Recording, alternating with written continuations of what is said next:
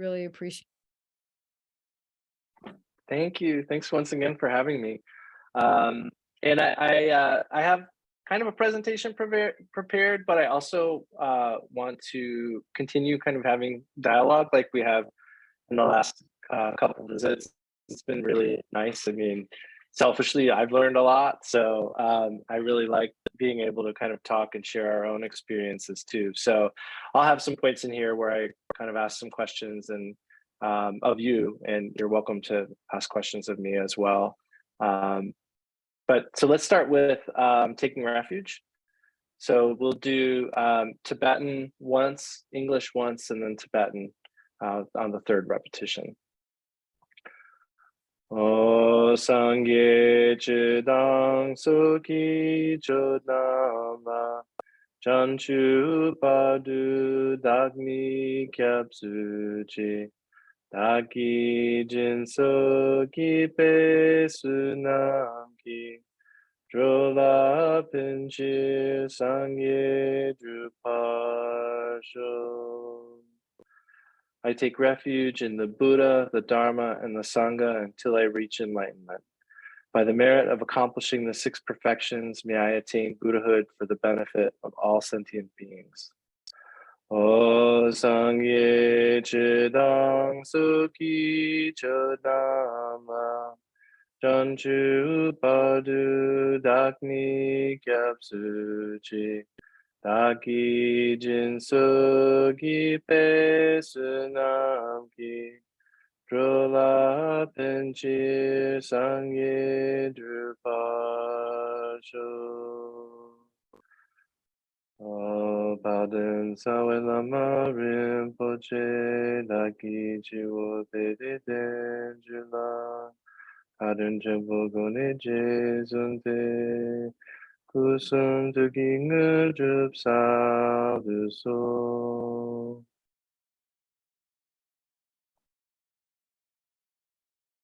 Okay. So I've been wanting to talk about patience for a long time because I need it.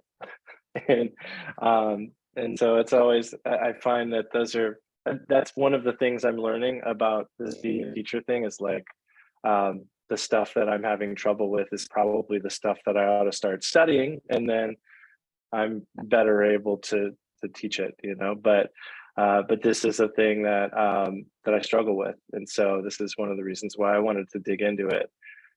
And so the source text for this is really going to be the patience chapter in The Way of the Bodhisattva by Shantideva. But I'm really teaching from Dzigar Contral's book, Peaceful Heart, the Buddhist Practice of Patience. And this is one that I've wanted to read for a long time. So it's been nice to get to dig in.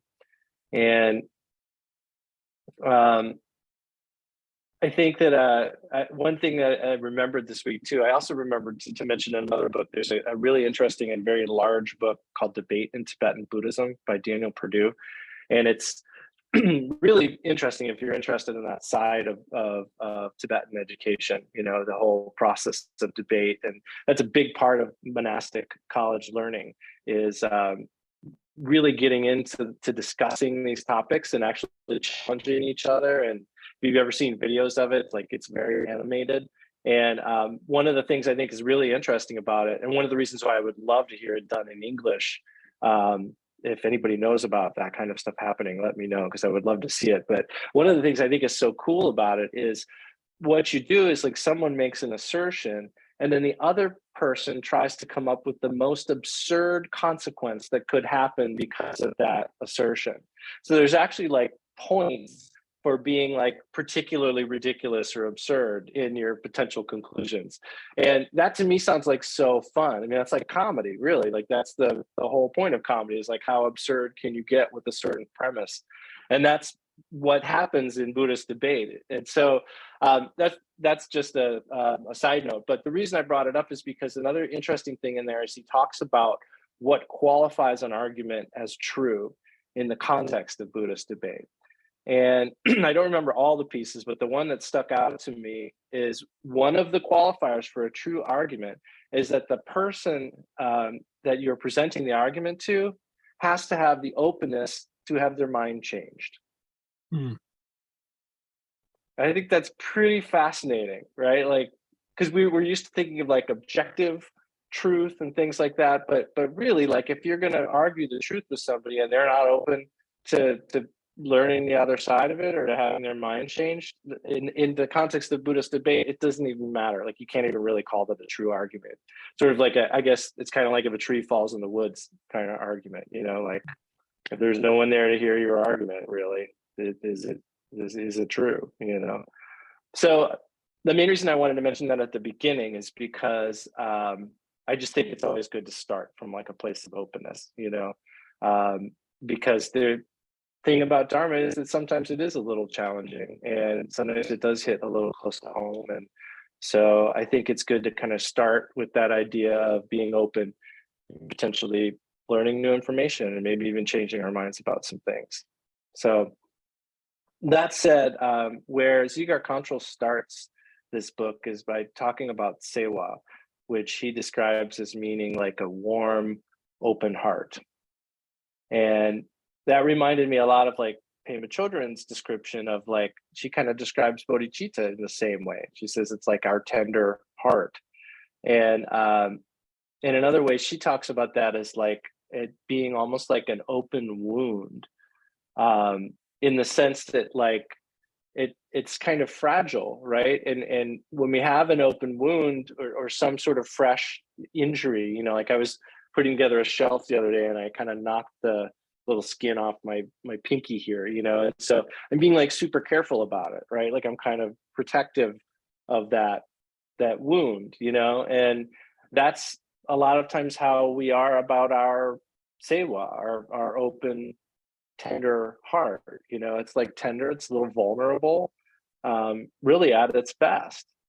And so there's this tendency to protect it or hide it or cover it up. So like another analogy, another thing about the open wound analogy is like, at some point you have to take the Band-Aid off and just let it breathe. You can't just always keep that wound, bound up.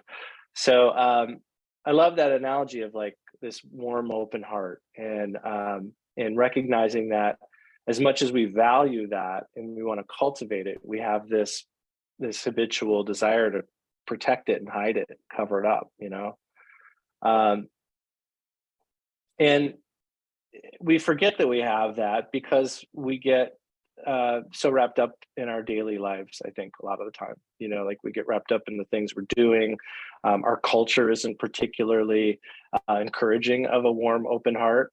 And even if we just think of it in terms of like the things that we're supposed to be focusing on and doing with our time, they may not be things that remind us of that naturally. They can be, but we basically obscure our view or our experience of that open, tender heart through being driven and ambitious and often in the pursuit of happiness and comfort, temporary, kind of worldly happiness and comfort.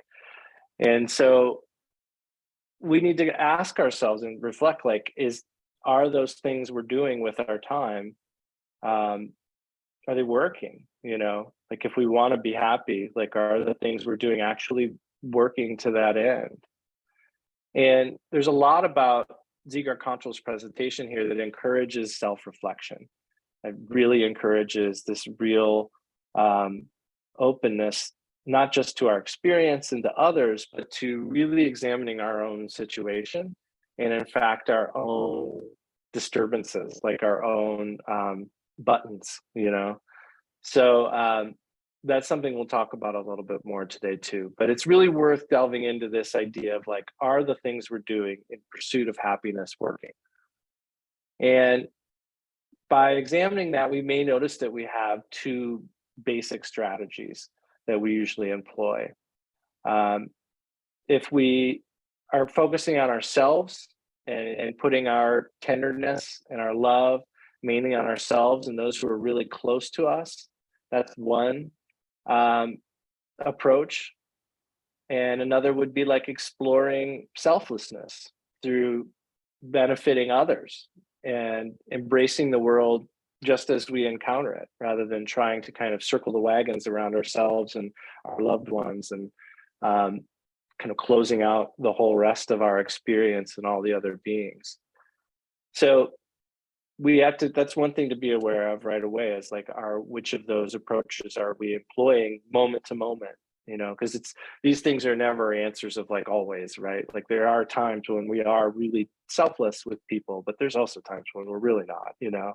So we have to look moment to moment. And that actually reminds me of that story about those teachers who would have two piles of beans. If you've ever heard that, like white beans and black beans, and they would like pile up, like for each virtuous action, they would put a white bean, and unvirtuous actions, and you'd kind of see which pile is bigger at the end of the day, So I think that that's a pretty simple story, but it's actually like a really good way to kind of demonstrate that we have to recognize that there's going to be a little bit of both happening, and so we're just trying to make one pile a little bigger than the other. Ultimately, just one large pile of virtuous actions, but this is it's a gradual path. So just getting a few more of those virtuous activities in a day, or those kinds of activities that are for the benefit of others, is positive, and deserves some rejoicing. So thinking about those two approaches, thinking about how they feel in retrospect, so as I'm bringing up these ideas, like I hope that we can actually think about like our own situations like this, like situations where we really did extend ourselves a little bit further than our usual comfort zone, for the benefit of other people or groups. And like, how did that really feel, in comparison to times where we were just really out looking for ourselves, and we maybe were able to gain exactly the perfect, comfortable thing that we wanted, that we knew we loved, and but if it was just about ourselves, how did it feel in comparison to the kinds of things that we did to benefit others? And where this is pointing is, hopefully we recognize that there's actually like a lot more happiness that comes from extending out a little further than just ourselves and our immediate circle. But it's to be contemplated, it's to be examined. And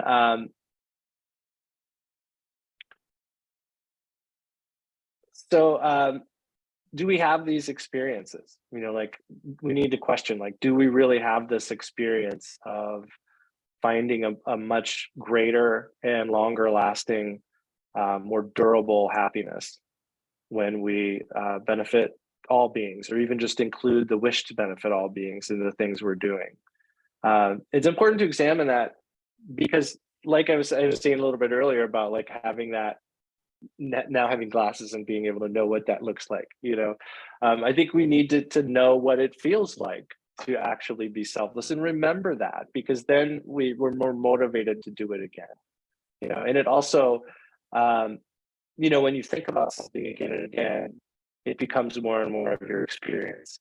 So I was talking to somebody the other day about how, like, we were saying we're both kind of iterative thinkers, like when before something happens, we probably overthink it. We run all the scenarios in our head, all the possible ways it could go.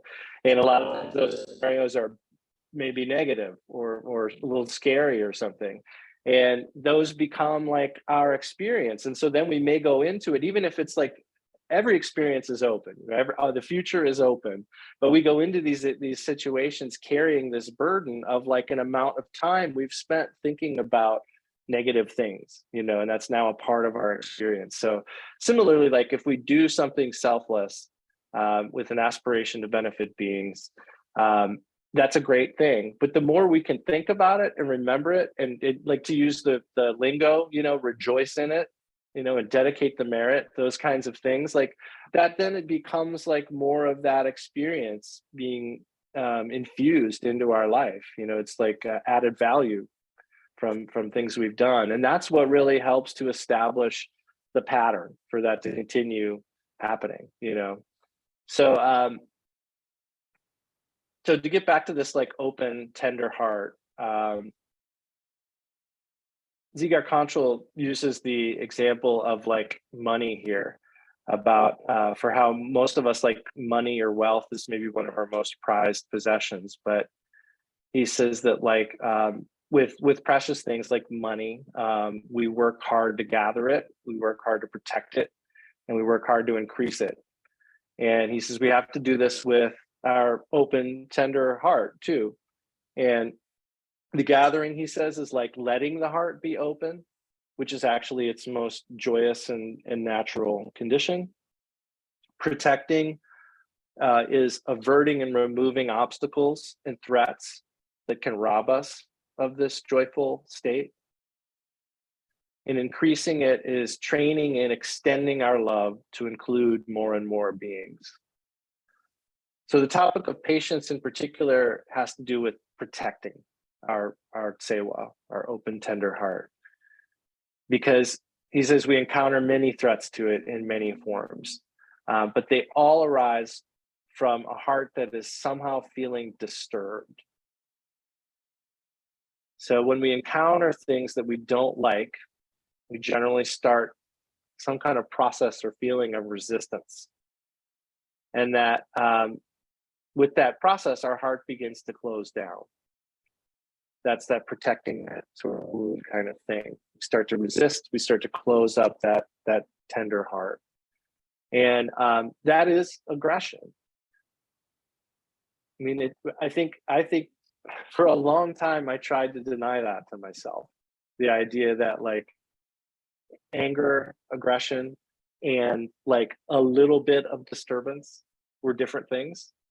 But I mean, they're coming from the same place. You know, anger starts with resistance. And I remember even when Khenpo Rinpoche was at KTC, maybe the last time he was there, 2013 or 2011, he said how even that instant of aggression is a moment of anger. I'm sorry, even an instant of like that resistance, that just that feeling of like, I don't like this, you know, like that's actually anger. Like he clarified that that's the way it is. So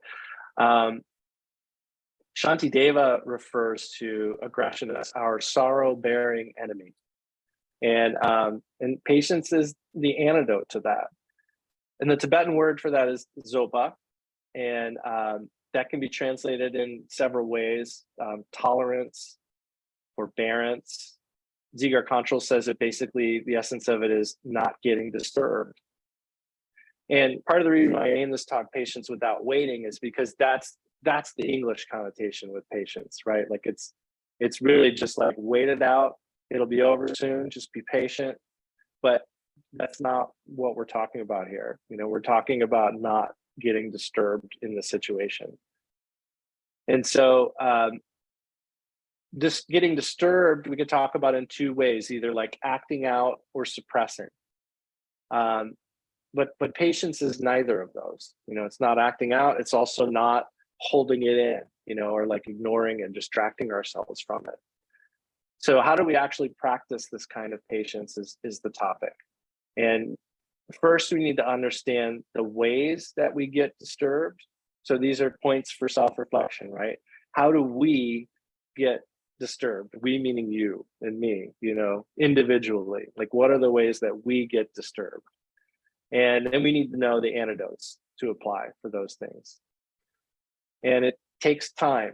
And this take like everything, it takes time to work. So we have to be ready to kind of lean into the discomfort of the process, but to also we need to be ready to fail with some grace and humor, you know, because that's just how the path is, right? Like there's going to be a lot of times where it doesn't go like we want to, and we give it our level best, but it doesn't work out. And when we can meet those situations with some grace and some humor, that's what kind of smooths the way on the path. So like I said, our source text here is the patience chapter in The Way of the Bodhisattva. So I'm going to be reading some of those verses. And it starts with all the good works gathered in 1,000 ages, such as deeds of generosity and offerings to the blissful ones. A single flash of anger shatters them. That's the beginning of the chapter. So, I mean, brief takeaway, right? Anger is a big deal. So, we need to start paying attention to our habits and our, like, so we already mentioned, like, getting used to what are the things that disturb us. But as we start to see these habits that arise from our confusion, our sense of a solid self, being separate from other beings and phenomena and all that stuff. As soon as we get into that rut of turning, circling the wagons, self-cherishing, we need to replace those habits with habits of wisdom. And that's really what all Dharma is. Like, it's all remedy. It's all remedial. It's all to turn around the wrong thinking. So being familiar with the habits of confusion is important, but then being familiar with the habits of wisdom with which we can replace those habits of confusion becomes so important. And so that was one point where I just wanted to see if anyone had any questions, or in particular, like, I'm wondering if anyone has any examples of, like, habits of confusion that they've found a very good habit of wisdom to replace with.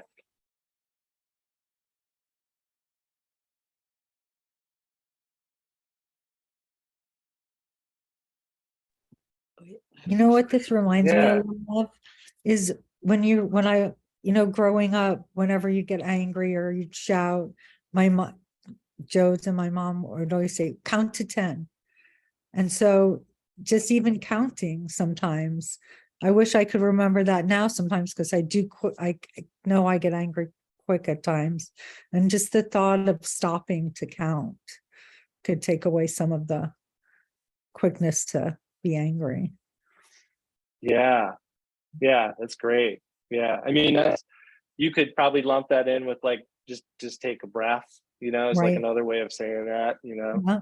Count to 10. And we didn't even know that growing up. Now here it is once again in our lives. Yeah. It's funny. I think there's a lot of people that teach Dharma that don't realize they're doing it. Right. Parents are maybe in that group. Yeah. Lisa? I was gonna say, is sorrow the same thing? Like, because would that be the same thing, or is that different? Like feeling sad about something that's not. That's a really interesting question. What do you think?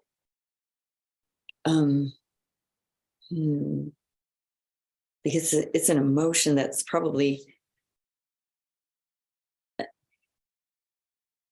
Yeah, that's a good question. There is an answer. There is an answer, and we won't get through this all today. So I will look into that, because I know the five. I have the five, main negative emotions memorized, but that's about it. But then there's permutations of all of those too.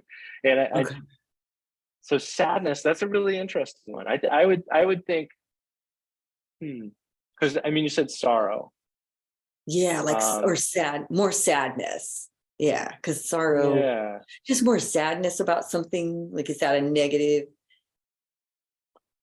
thing? That's a good question.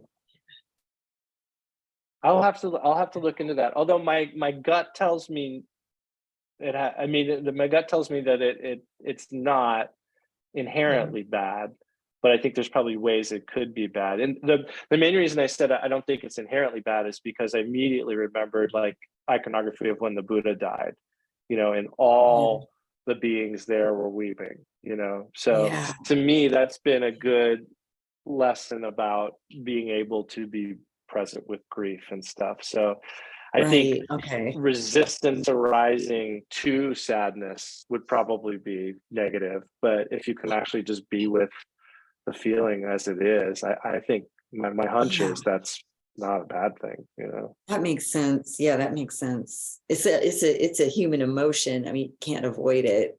Yeah. Okay. Yeah. But just sit with it and don't.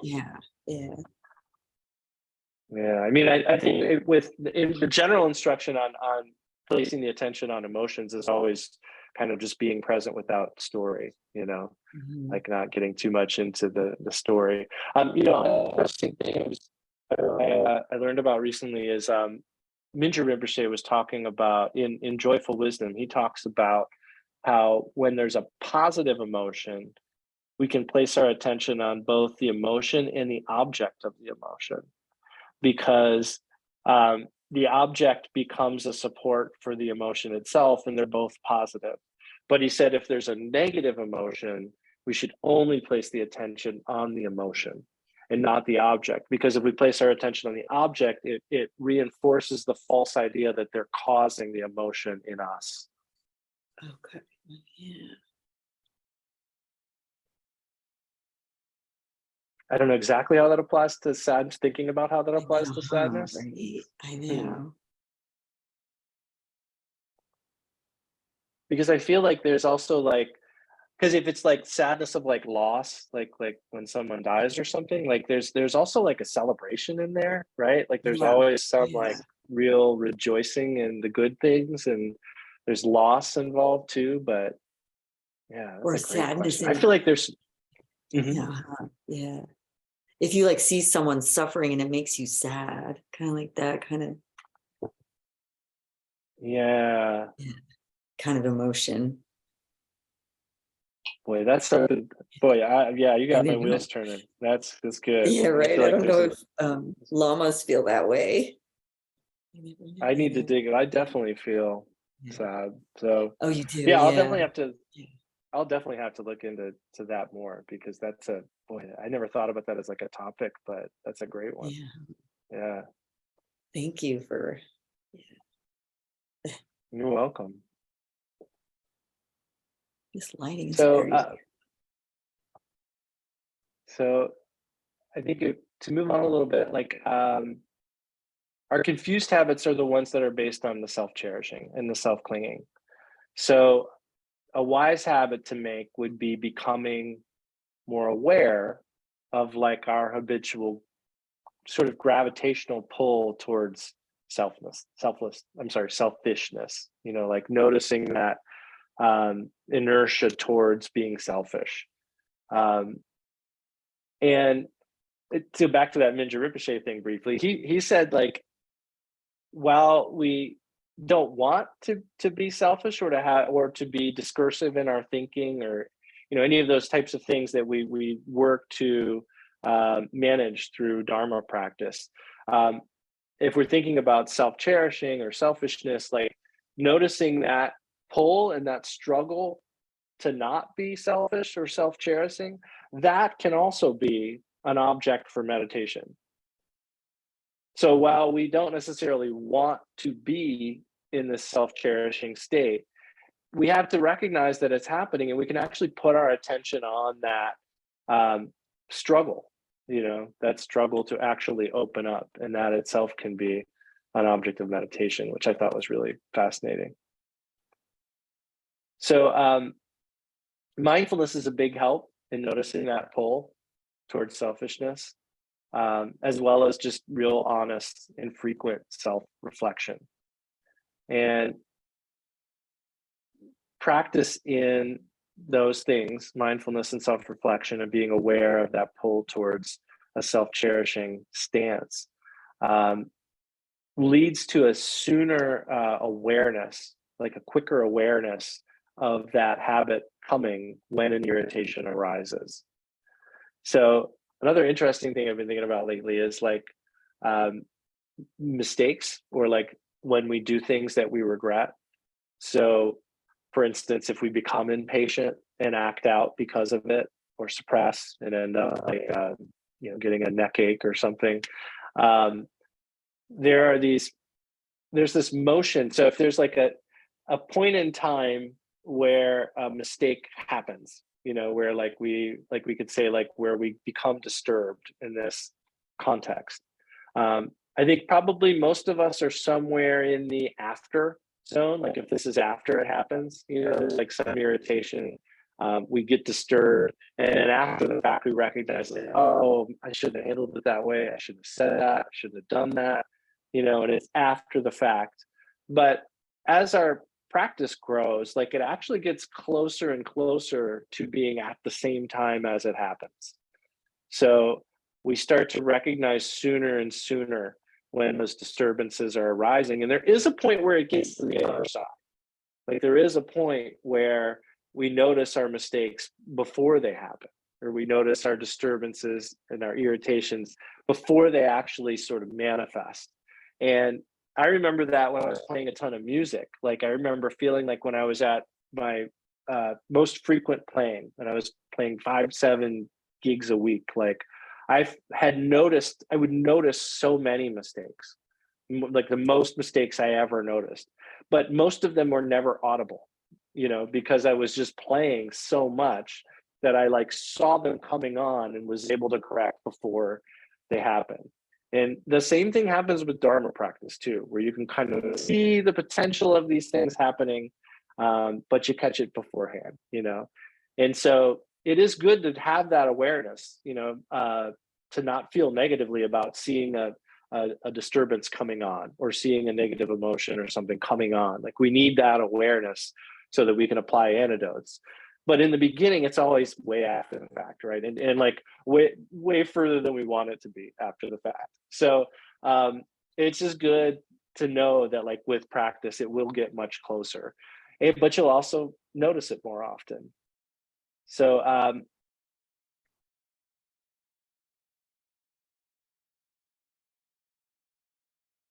so moving on to the second verse here, he says,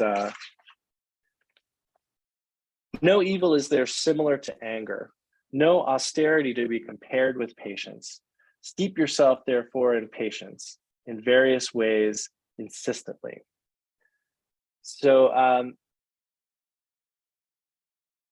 a distinction he makes here that I think is really interesting. He says that we don't lose our peace of mind when we react with anger. We don't just lose our peace of mind. We also lose our strength. And that's not something that we like, So this actually takes a toll on our self-confidence, and our sense of well-being when we lose our patience. And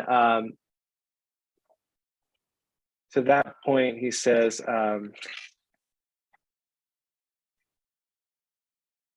what we can aspire to have is a mind that is always strong.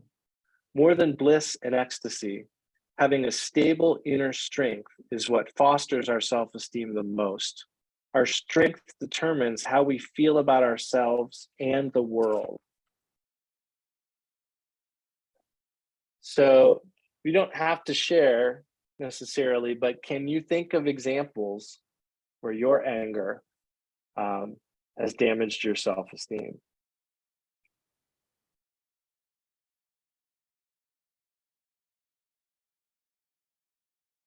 I have an example, but not about myself. Sure. It's always easier for somebody else to say. No, I chatted with a friend today, and he just wrote me a text message saying, he said, like, how can I fight inner anger? He said, I'm translating from German. I was like, that's interesting. What does he mean by inner anger? Is that like an outer anger? And I think what he meant is like he feels something inside, but maybe doesn't let it out. And so I wrote him back, like, yeah, so like, what happened, and what was going on? And he said that he felt, or lately I feel very easily criticized. And he said, I feel like very, the German word is like thin-skinned at the moment, meaning like you don't have a thick skin to let it through. So I think that's pretty much sounds exactly what you were saying, that you sort of have I guess in this case, a sort of don't feel confident. So, and then if somebody criticizes you, his reaction at this point, I guess, was the anger, or he felt angry about this person.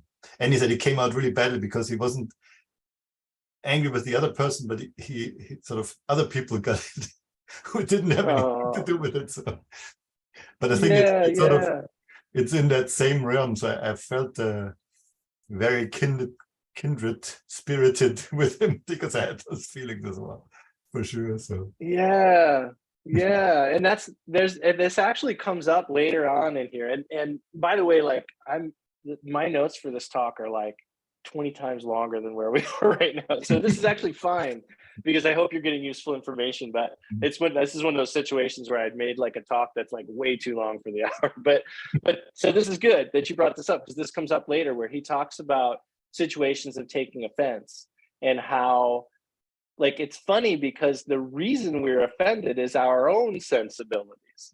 You know, like when you think of like the cause of being offended, I mean, there's always a number of causes and conditions coming together in any situation, but you know, it's really our own tendency to be offended by a certain thing that is at least one of the contributory causes to taking offense to something, you know. And so he actually encourages, like, that's one of the things we have to generate awareness of.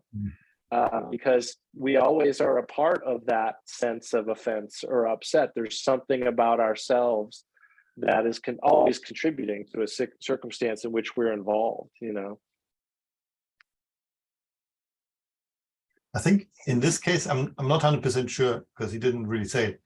And also what I felt similar to is because he's an artist.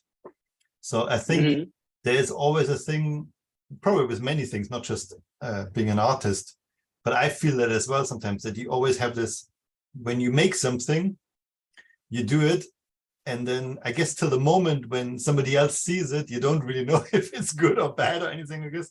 But then of course, when somebody doesn't like it, then you sort of go like, oh no, this is terrible. And you know, you make like loads of stories up in the head, like that you're not good enough to do things and all this kind of a thing. But it is exactly that, you sort of place, I guess, this importance on something which is, I guess, neutral in itself, I suppose, right? Because it's not, because it isn't good or bad. It's just something, and some people like it, some people don't like it, and that's just the nature of it, I suppose. You know, you can't say like it has to be liked by everybody above board. And I guess again, that's a confidence as well, I suppose, that you have this confidence.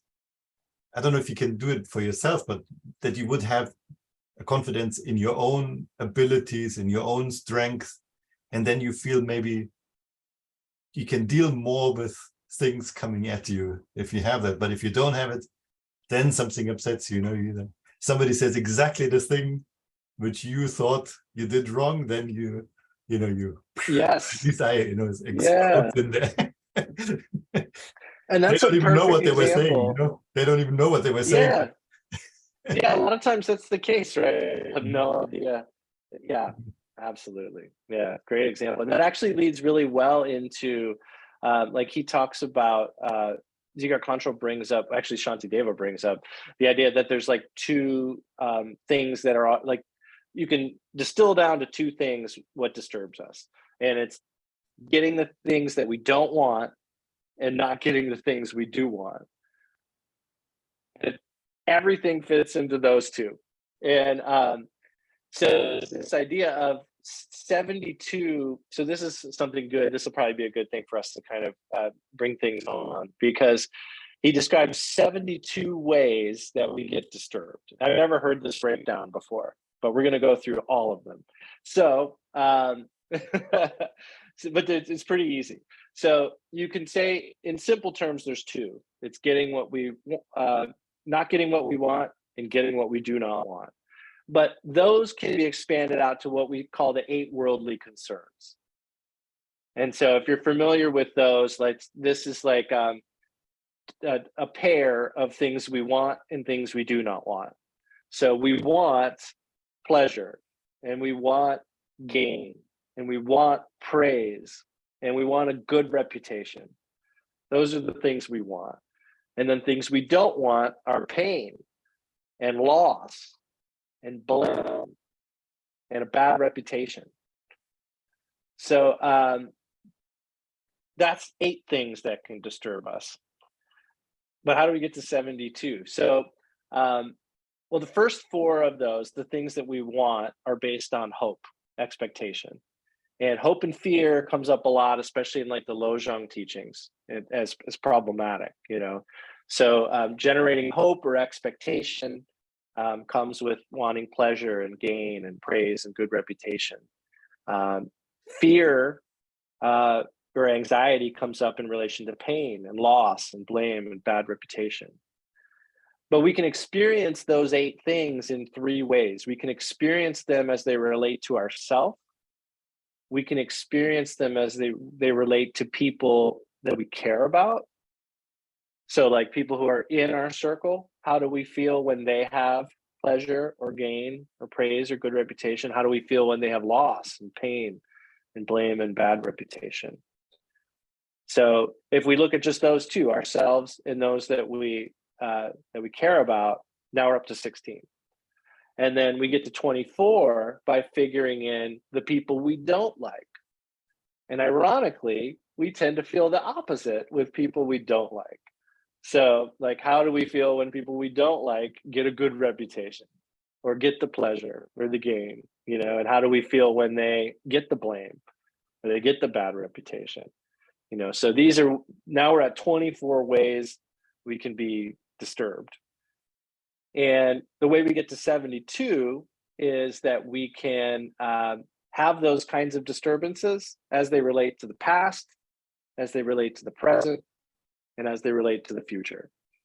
So it's actually pretty easy to get up to 72 there.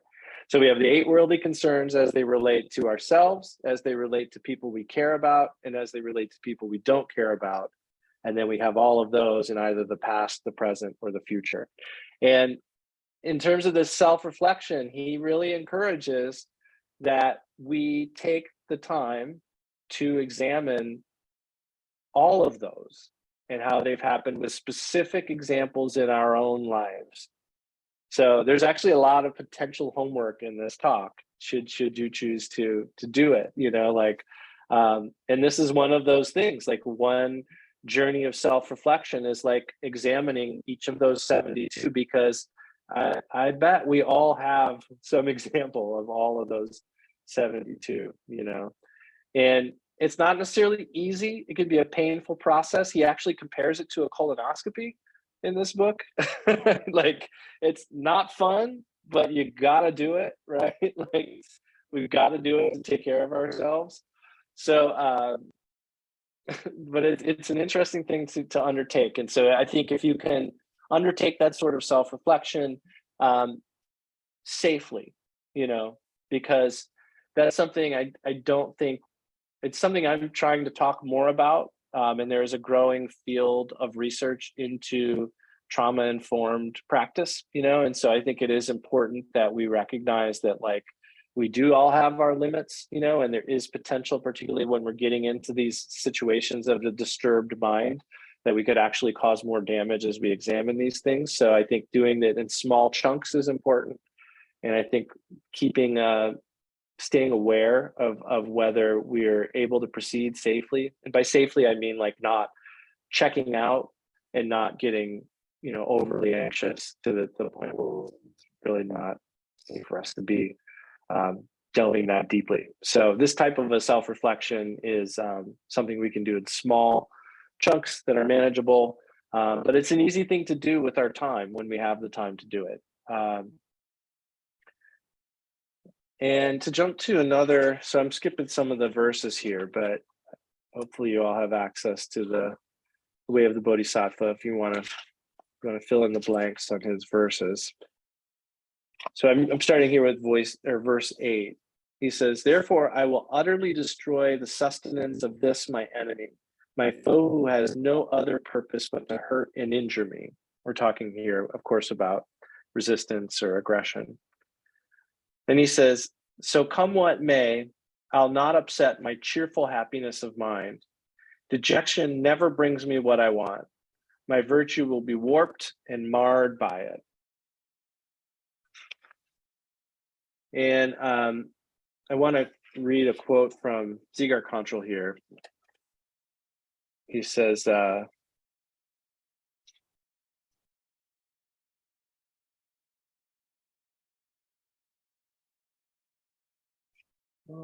right one here. Yeah.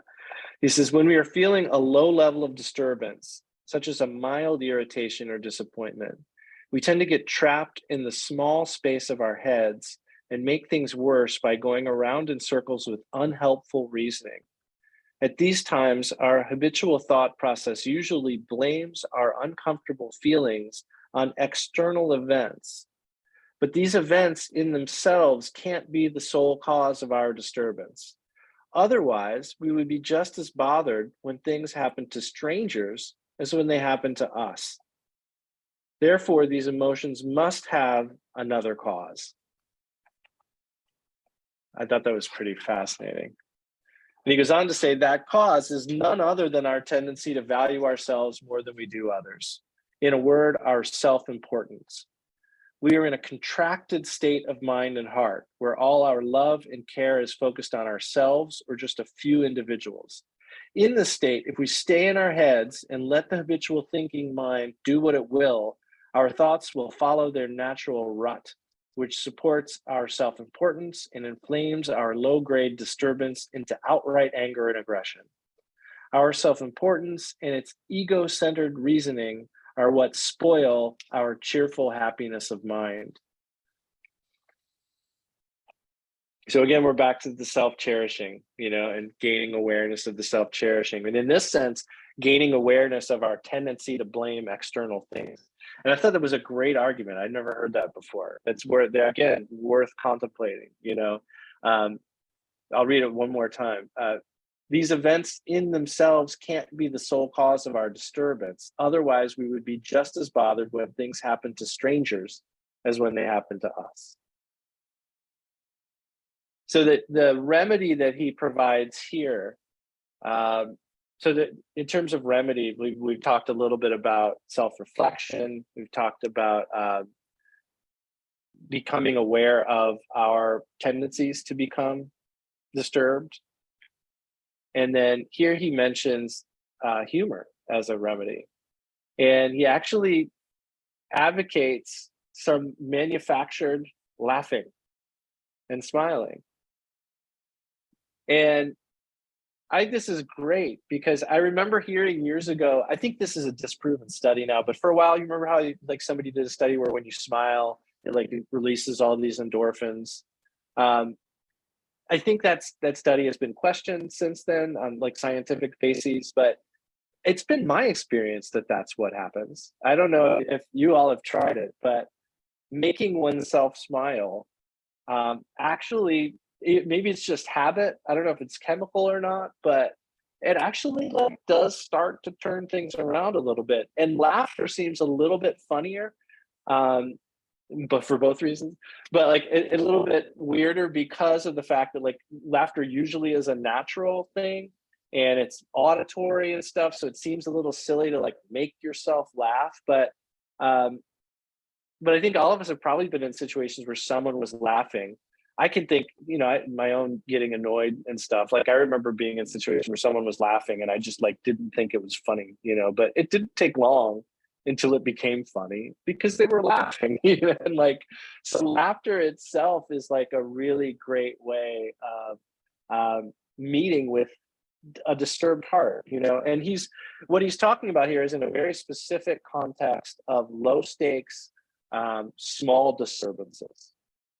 So we're not saying when you meet with something really big and upsetting, you should laugh at it, but we are saying a way to start to practice and apply remedies is to look for these little disturbances and meet them with the opposite of what we might normally meet them with, aggression, and instead meet them with joy and laughter. And there can actually be something genuine to laugh at there. It is a little funny that, especially for us doing this Dharma stuff, isn't it funny that we learn all this stuff and then we go and get mad? It's pretty funny, I think there's actually some real humor in there. So I think it's okay to infuse some humor in our lives, particularly when we meet with these little disturbances. And I love that he used this example, he actually says, laughter is the best medicine. And he actually, this is great. This is another quote from him. He says, we can regard cheerfulness as the gatekeeper that prevents aggression from entering the precious temple of the heart. The face of that gatekeeper is smiling or laughing. So I think we should probably stop there. I hope you guys are ready for like a year-long series on patience, because we just got to like the very beginning. Oh man, I got a lot to learn. So any questions or comments about any of this stuff? So Schadenfreude is bad, right? Yeah. Remind me, is that the one where, Max, can you translate? Oh, yes. yeah. You What? laugh about some mishap of somebody else. Who's Oh, yeah, yeah. who's Oh, not yeah, that? Who's not a good person? It's Like not when something. good. Yeah, it's not good. I know. Yeah. That would be like one of those 72 though, right? That's like the misfortune falling on the person Yeah. that you don't like. Yeah. Yeah. Exactly. I thought of that when you were saying Mhm. that. That's like a common word that people use. Yeah. I like the laughter thing though. Like change it into like a comedy. And yeah, I like that. I'm gonna try that. And so in terms of little things, like, so for instance, what I thought of when I read that is, because just yesterday, you know, sometimes you just do stuff and you know it's stupid, why, like even before you do it, you go ahead and do it anyway. Like I had this like, not ceramic, like a plastic potting vase or planter. I don't know what you call it, you know. And it's the kind that has the bottom piece that you can kind of pop off so that the water can come out. But it was like pushed, the little tabs were pushed in there, and I needed something to dump water in the other room.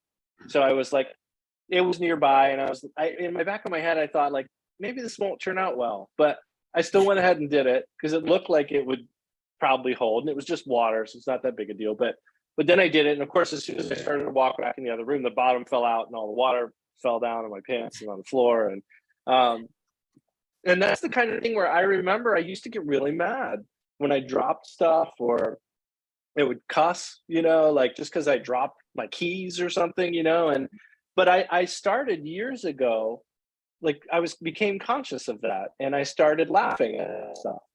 And I did that yesterday. You know what I mean? Like as soon as the water hit my legs, it was cold. You know what I mean? Like I started laughing. You know, but that's a few more of those virtuous beings piling up, right? Because like, you know, it wasn't just a few years ago that I would have been cussing or generating aggression or anger to that really meaningless little thing that happened. There was really no real reason to generate the kind of emotion that will destroy aeons of virtue, you know? So I think that, yeah, I love that one too. So that is, so even if you're mad at yourself, like, I can't believe I did that. That's not good anger either.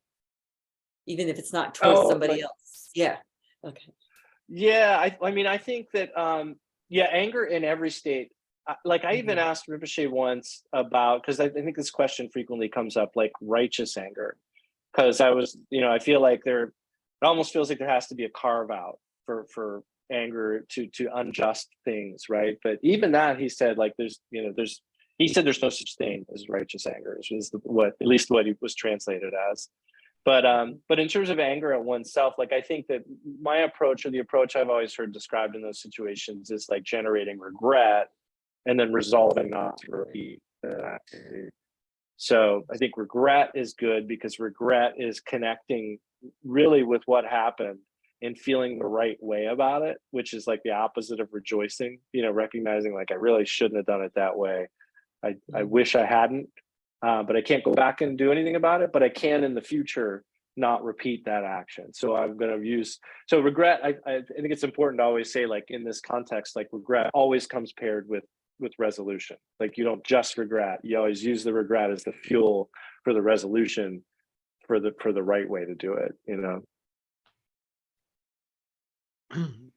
The Abhidharma mentions two wholesome mental factors. One is moral dread and the other is moral shame. And the moral dread is the fear of doing something wrong, and moral shame is the feeling of remorse when one has done wrong. And those are positive, wholesome states of mind. Wow, that's great. Yeah. And we just had the Abhidharma descent from Labab Duchen, the day of the descent Yeah. from Tavatimsa heaven to give the Abhidharma teaching. So So there we cool. are. Yeah. Thanks, Charles. Yeah. Any other questions or thoughts?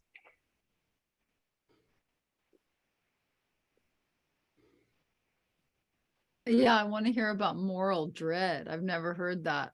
Moral dread. That sounds pretty intense. Well, it's the fear of doing wrong. Mm. And that's just the way that's not, let me say it this way. This is the English translation based on the Abhidharma back Mhm. probably at the turn of the century. Mhm. So it may have had some other influence of Judeo-Christian thought when they did that Western language translation, but that's the way it was translated. And that's the way monks still in the Southern schools still describe it. Hmm. So it sounds almost to me like you might be able to even like substitute in like vigilance, Mhm. like being like maybe having some sort of, I mean, I'm just guessing, but it sounds to me like you're generating some acute awareness, like some sort of hyper awareness, but also like maybe calling forth even a little bit of how you might feel if you were to do it. That's what dread seems to call to mind for me. You know, like you haven't done it yet, but you're recognizing that you would feel this way if you did it. So you're like hyper aware of that potential outcome, negative outcome. Yeah, shame is one of those words. I just had a conversation with, I wonder if I can find it here. I've got two people at Denison who are somehow related to Buddhism. There's a professor of Buddhist studies there. And then we also have a professor who studied Tibetan pedagogy comparatively with Western pedagogy, like educational systems. And At it's really pretty Denison? interesting. Is this He's at Denison? Denison teaching. Wow. Yeah, yeah. So it's neat because he's always been around Buddhism, but wasn't himself particularly Buddhist. And is just now really kind of starting to practice and meditate and things like that. But we're like a pretty cool resource for each other because we can ask, you know, like we've each got our own sort of fields. And then when we need information, we can ask each other. So I had asked him about because I was reading a text that the students were going to read at the consecration of our Buddhist shrine there. And I just thought there had to be a better translation for shame, and it came back as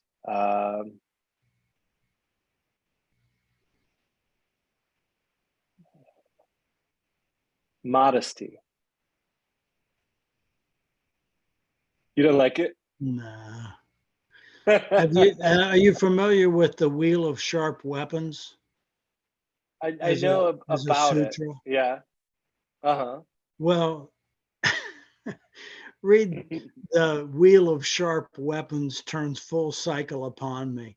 It's just marvelous. It's like for every bad thought I've had, the Wheel of Sharp Weapons turns on me, and then it goes into a litany of things that happen to one due to different types of negative actions.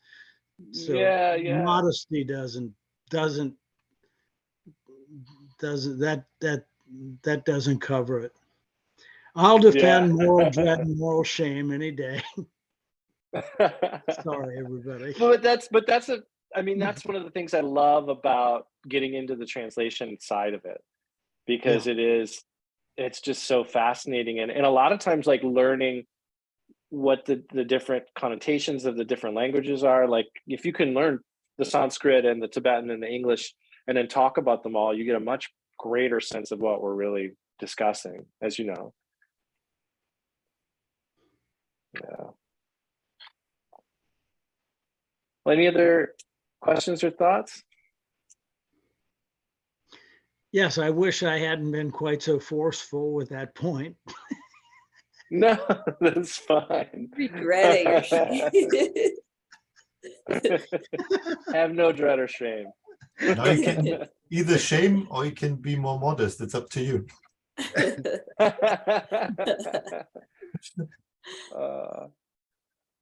Well, I really appreciate being here again. I have so much fun spending time with Santa Monica KTC. Let's dedicate the merit, which is another way of protecting virtue. Because we talked today about aggression being able to destroy virtue very quickly and close up that open, tender heart. But the practice of making a positive intention before, like we did with saying refuge, and dedicating the merit afterwards is like protection for that sewa and for our virtue and our merit and all the conditions that will lead to more of it in the future. So we will dedicate the merit of our time here today with the wish that all beings will benefit. And by this merit, may all beings obtain the omniscience of Buddhahood and defeat our common enemy, wrongdoing. From the stormy waves of birth, old age, sickness, and death, from the ocean of samsara, may we free all beings.